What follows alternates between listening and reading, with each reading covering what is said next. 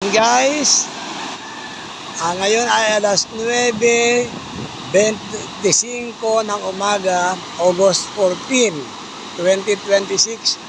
Tuloy-tuloy pa din ang pag-ulan. Walang tigil. Ayan, kung makikita nyo ang langit, madilim na naman.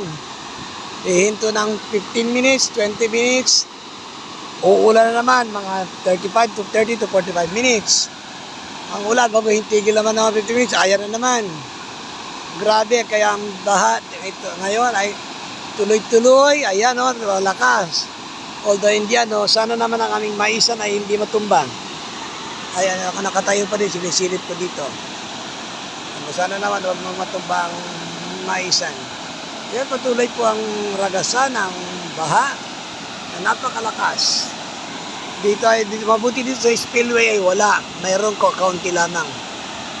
Pero usually, palagi ang puno. Palaging puno, palagi umuhupa. Humupa-hupa ng konti. Pero ito mamaya, bubulwak na uli. Doon yung mga may tanim sila doon sa inanod na lahat doon sa iba. Gawing itaas ng ilog. May mga tanim doon sa bank ng river. Mga talong, mga papaya, mga talbos ng mga kamuting bagin. Mga sitaw, anod na lahat, wala na, wash out na.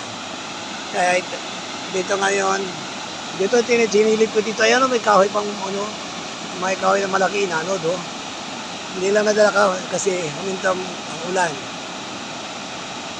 Kaya, ayan, malapit ang niya. Sobrang hindi maubos-ubos talaga, yung ingay ng baha, nadidinig sa bahay, malakas, nakaka-alarma.